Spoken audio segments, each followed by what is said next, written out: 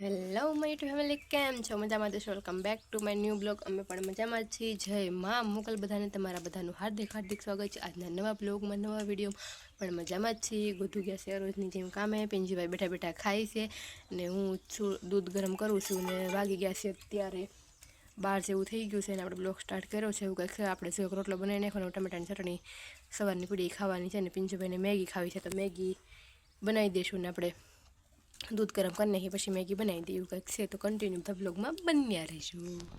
તો જો આપણે બપોરા કરવા બેસી ગયા છે, દૂધ છે, પિંજુભાઈને મેગી બનાવી દીધી છે, આમાં ટમેટાની ચટણી છે, રોટલો બનાવ્યો છે, આ બે ભાઈ આપી દીધી છે। આ પિંજુભાઈ શું બનાવ્યું? પિંજુ શું ખાવાનું તારે? એને શું કહેવાય? મેગી ખાવાની છે। તો અમે બધા બપોરા કરવા બેસી ગયા તમે આવો બધા બપોરા કરવા। કન્ટિન્યુ બ્લોગમાં બન્યા રહેજો કા ભાઈ। તો આપણે આજે બનાવવાના છે રવાના ઢોકળા।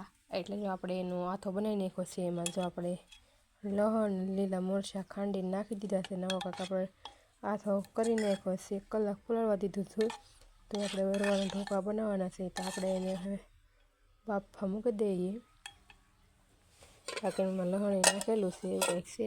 તો તમે બધા રવાના ઢોકળા જોવા માટે કન્ટિન્યુ બ્લોગમાં બની રહેજો ને આપણે બનાવવાના છે રવાના ઢોકળા। રવાના ઢોકળા ખાવાના થોડોક રવો પડ્યો તો આપણને એમ થયું કે બનાવી નાખ્યું, એટલે આપણે રવાના ઢોકળા બનાવી છીએ। કન્ટિન્યુ બધા બ્લોગમાં બન્યા રહેજો।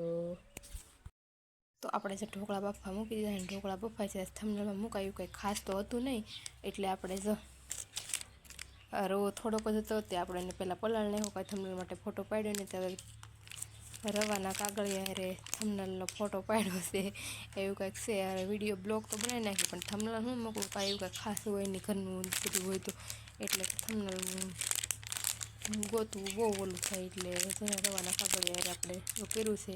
તો કન્ટિન્યુ બધા બ્લોગમાં બન્યા રહેજો।